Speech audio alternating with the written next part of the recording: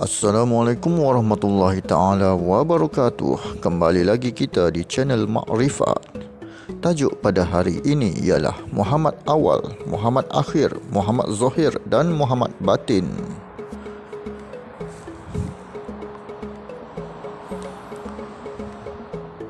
Sebelum itu sahabat sekalian, jangan lupa subscribe, like, komen dan share supaya ianya bermanfaat kepada orang lain juga.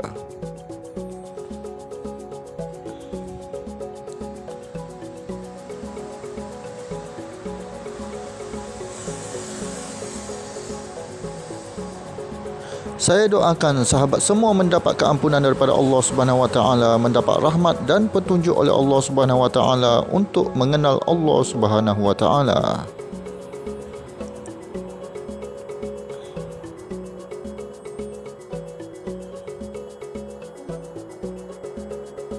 Ilmu ini adalah ilmu tasawuf, hakikat ma'rifat. Membuat fitnah terhadap ilmu Allah adalah berdosa besar.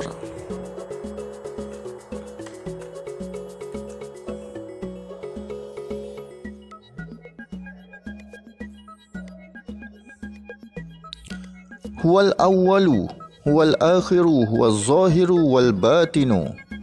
Yang awal, yang akhir, yang zahir dan yang batin. Ini adalah nama Allah Subhanahu Wa Taala di dalam Asmaul Husna ya tuan-tuan. Huwal awwalu wal akhiru wal zahiru wal batinu adalah nama Allah dalam Asmaul Husna. Allah menyandarkan sifatnya ini, iaitu nama tersebut, kepada Muhammad.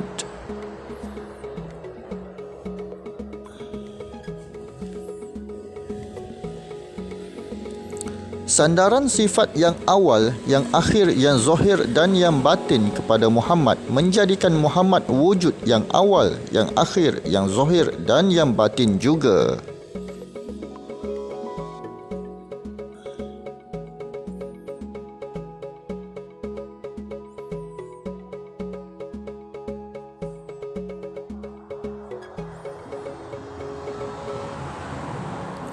Muhammad awal ialah Nur Muhammad, Muhammad akhir ialah Nabi Muhammad sallallahu alaihi wasallam, Muhammad zahir ialah Nabi Muhammad sallallahu alaihi wasallam dan Muhammad batin ialah Muhammad roh di dalam diri kita.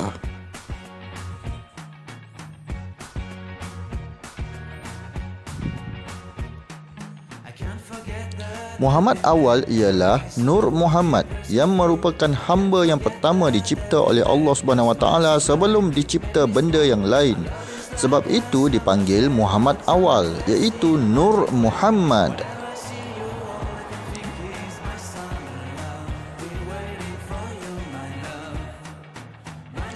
Muhammad akhir ialah Nabi Muhammad sallallahu alaihi wasallam, iaitu nabi terakhir kita. Muhammad akhir ialah penzohiran Nur Muhammad yang gaib kepada yang zahir, maka terjadilah Nabi Muhammad sallallahu alaihi wasallam. Jika ingin lihat sucinya Nur Muhammad, maka lihatlah Nabi Muhammad.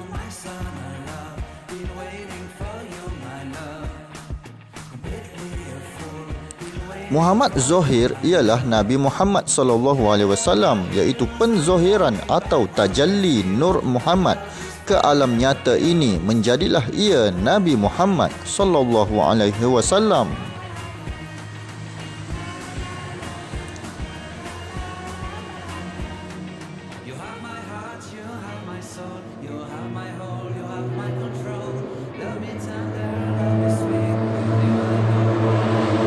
Muhammad batin pula ialah roh kita yang terjadi dari Nur Muhammad terus menerus, dan sebab itu roh kita digelar Muhammad.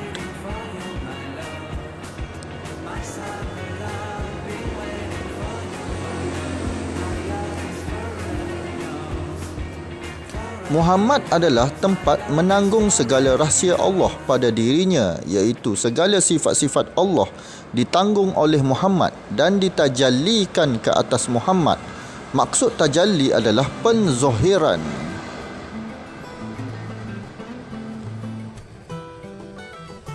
Jika kamu ingin lihat penzohiran atau tajalli sifat Allah, maka lihatlah Muhammad pada dirimu.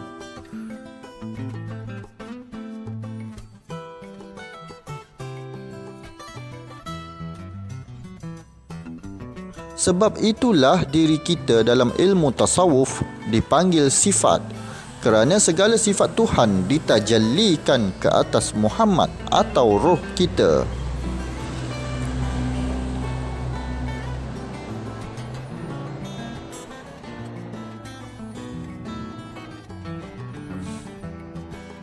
Jika kamu ingin melihat Tuhan yang Maha Cantik atau Ya Jamal, maka kamu lihatlah roh kamu itu cantik dan tidak pernah tua.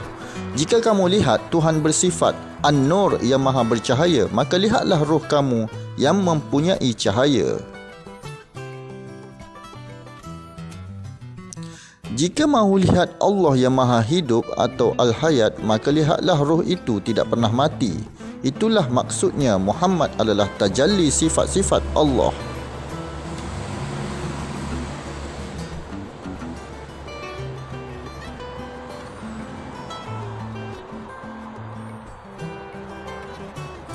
Muhammad adalah fitrah asal kejadian kita. Muhammad adalah kekasih Allah. Siapa yang bersolawat ke atas Muhammad 1 kali, maka Allah akan bersolawat ke atasnya 10 kali.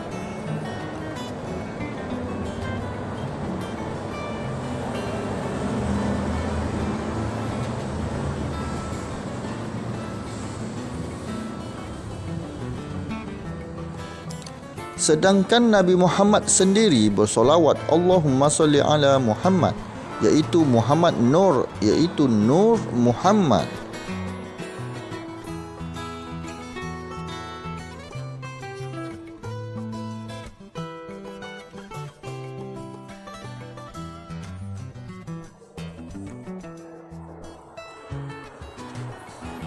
Kenapa Nabi tidak solawat Allahumma salli ala ana Muhammad?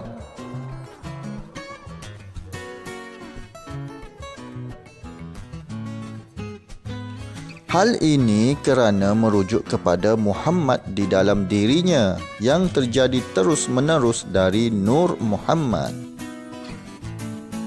Jadi solawat tuan-tuan adalah untuk mendoakan Muhammad di dalam diri kita sebenarnya. Maka Nabi Muhammad itu adalah tajalli atau penzohiran kepada Nur Muhammad. Maka Tuhan jadikan Nabi Muhammad SAW itu bersifat sama dengan Nur Muhammad dan menjadikan Nabi Muhammad itu kekasihnya yang zohir.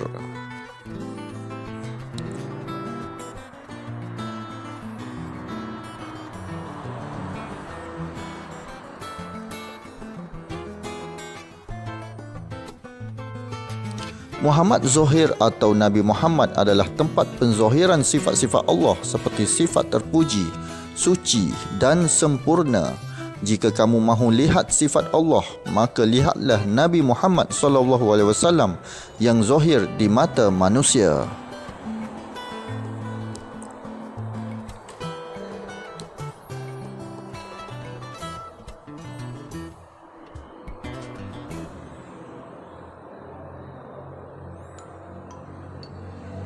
Penzohiran ini terjadi kerana Tuhan yang bernama Allah itu jenisnya zat dan bukan bersifat seperti manusia. Jadi manusia tidak tercapai di akal untuk melihat zat Allah secara langsung dan hanya orang yang terpilih dapat melihat zat Allah tersebut.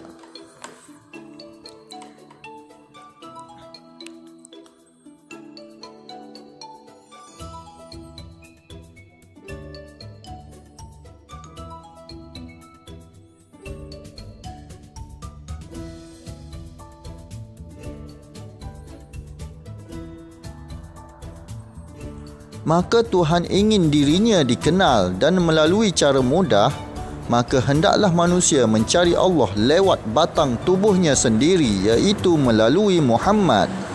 Muhammad adalah tempat kenyataan bagi zat Allah.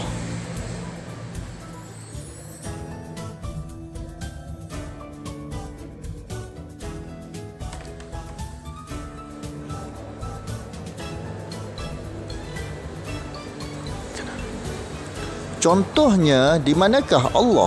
Maka jika ada Muhammad, maka zat Allah mudah dicari, iaitu meliputi Muhammad atau diri roh kita tersebut.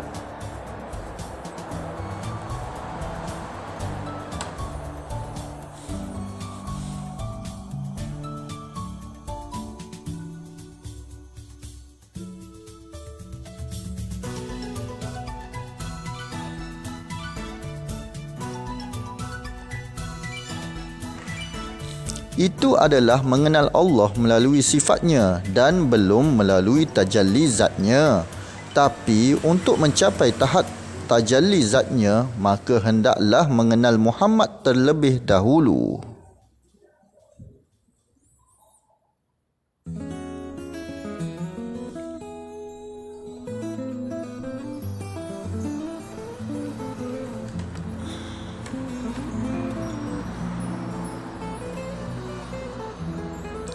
Dengan Muhammadlah manusia bisa mengenal Allah dan Muhammad adalah tempat kenyataan bagi zat Allah. Dalam mengenal Allah, maka manusia hendaklah mengenal dirinya sehingga habis kerana manusia sudah pun kotor dan hendaklah dibersihkan.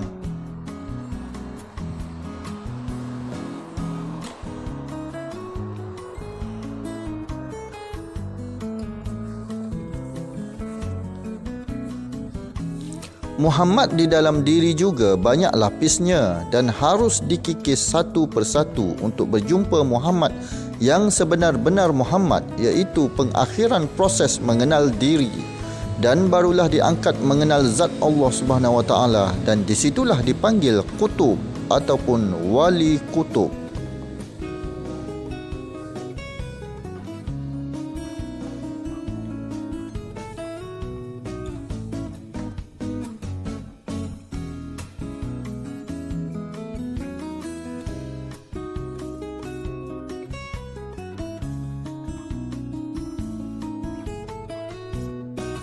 Semoga bermanfaat semua. Ilmu tanpa amal seperti pokok yang tidak berbuah. Wassalam.